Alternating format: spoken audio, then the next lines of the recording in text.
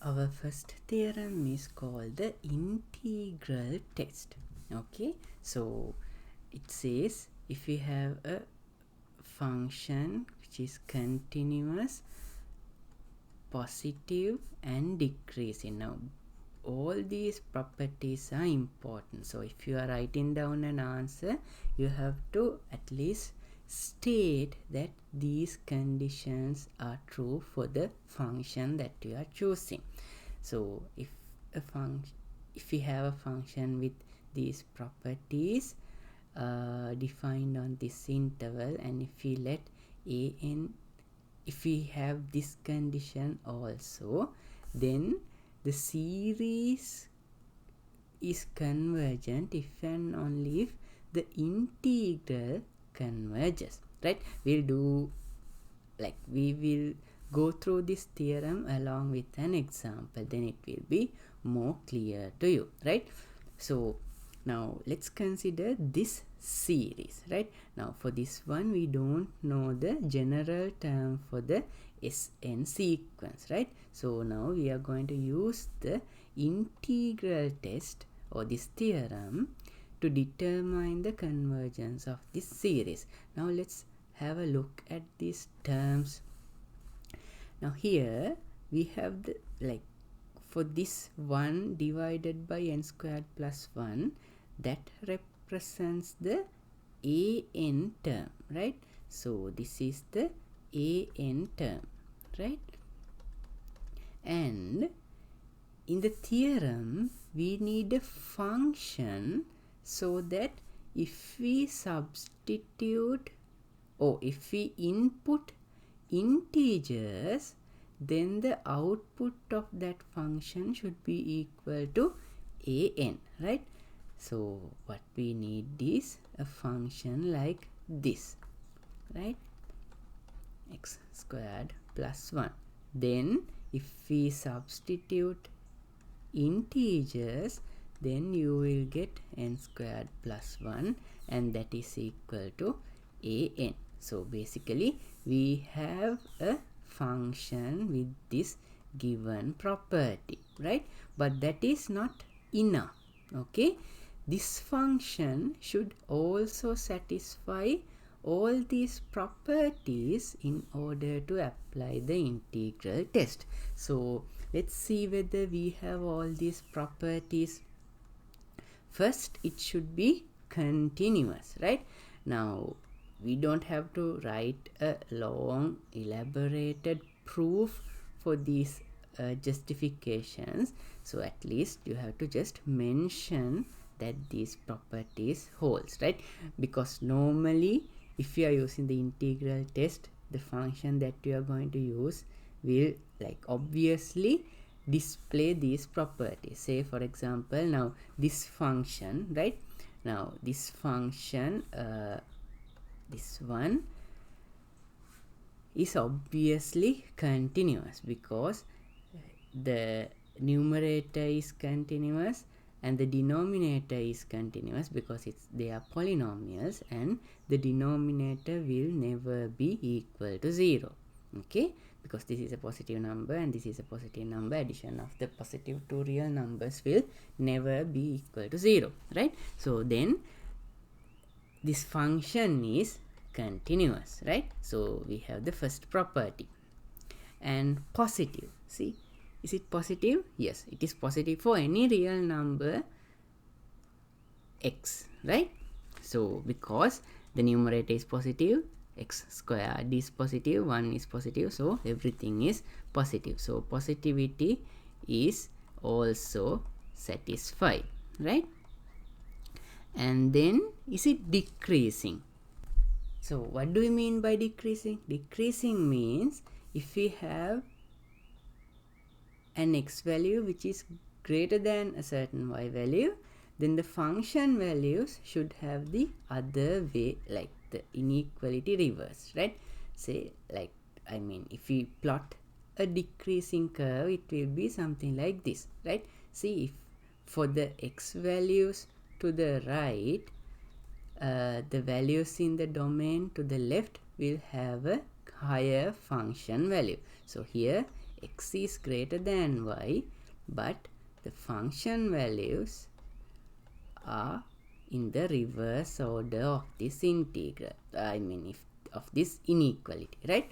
So we need to make sure that the given function satisfy this relationship, right?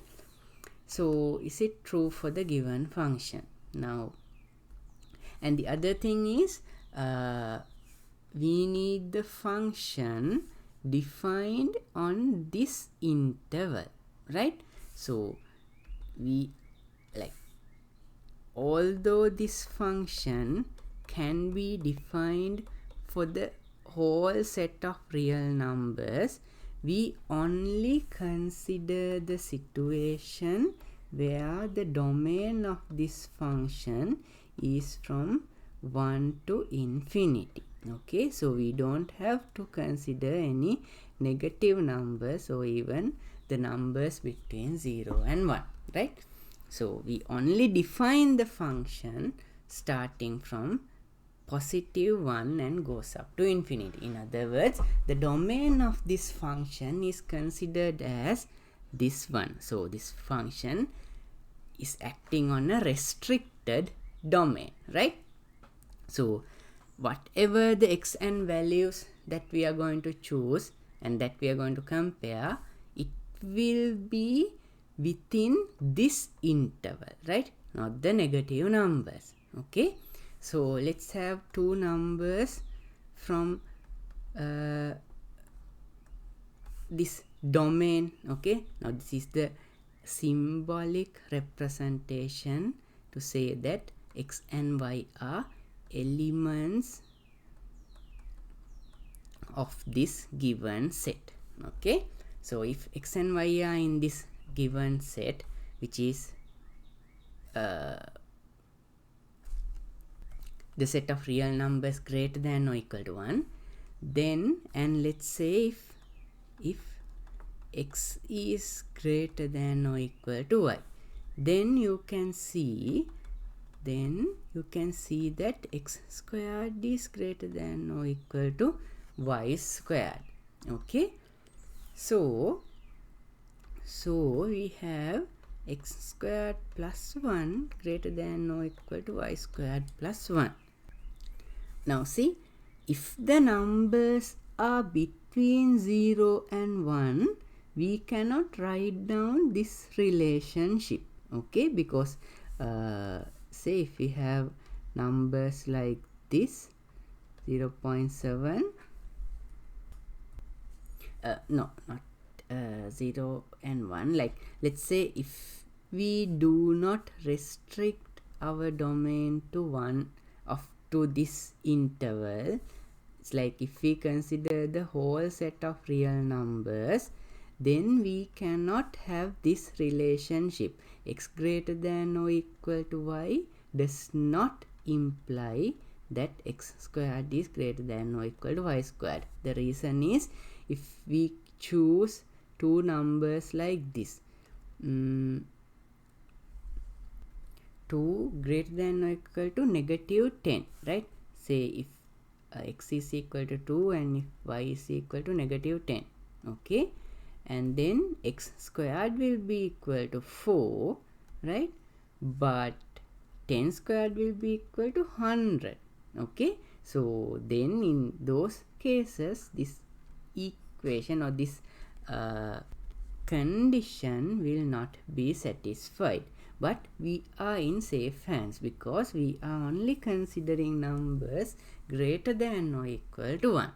So then we can easily consider this condition to be true, right?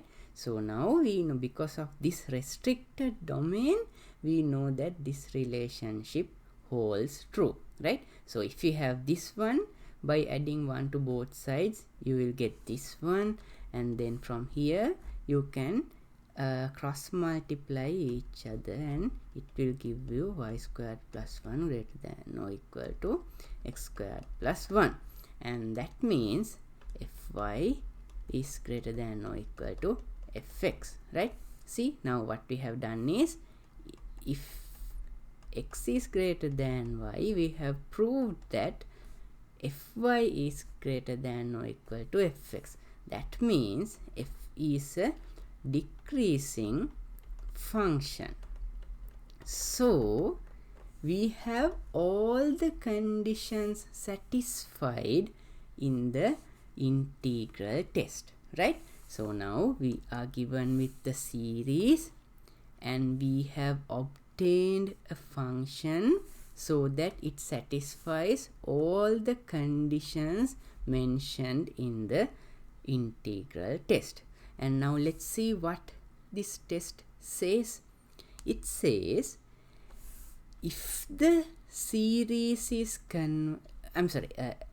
it says the series converges if and only if the integral converges. Now you should understand the meaning of this if and only if condition also, right? If and only if means it is true in the both directions. That means if the integral converges, then this series will converges, and if the series converges, then the integral will converges, right? And also you can interpret in the kind of a contrapositive way, right? That means if this diverges, then this diverges, and if this diverges, then this diverges, right? Now we can do all these easy manipulations only when they have mentioned this if and only if term, right? Not just if. Now remember, in the previous week we did a theorem as this one, right? So for the series, if the series converges, then the limit is equal to 0. But here you don't have any if and only if conditions, right? So this is just a if then statement, and in those cases you cannot come in the reverse direction, okay? Like this being true does not imply this is true, but in this theorem it's a if and only if condition, right? So if there is an if and only if condition, it's like P if and only if Q, then you can go in the both direction. If this is true, then this is true, or if this is true, then this will be true, right? And also you can consider the negations as well, right? It's like if this is not true, then this is not true, or if this is not true, then this is not true. Like you can consider all those cases when you have a if and only if statement, right? So it's very easy to handle when you have if and only if statements, but you have to be more careful when you have if then statements, right? Okay, so now in this integral test we have an if and only if conditions, right? So these are the two main things or two main ideas you need to have in order to determine the convergence or divergence of a series, right? So if the integral converges, then the series will converge.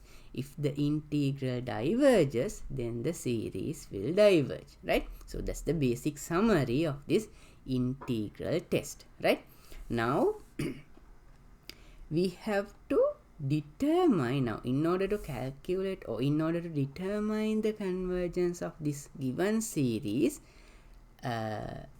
so far we have obtained a certain function that will satisfy the given conditions, and now it's a matter of determining the integral of this function, right? Now this is the reason why we did all those improper integrals at the beginning, right? Now you can see that this is an improper integral. Now this is not starting at 0, it should start at 1. So we just have to determine the convergence of this improper integral, right? Where the convergence of this improper integral can be determined by this calculation. And if you don't remember the meaning or how we are going to determine the convergence of these improper integrals, please have a look at the previous video sessions, right? So now you can see that the given improper integral converges, right? So from the theorem we can say that since the given improper integral with the function that satisfy all these conditions converges, the series will also converge, right? So now at the end of this calculation we can say that since this happens, and as this calculation say that the given improper integral converges, then it says that the series will also converges. Okay, right, now see here we did not compute any term in the partial sum sequence, right? Instead we use a given theorem to determine the convergence of the series.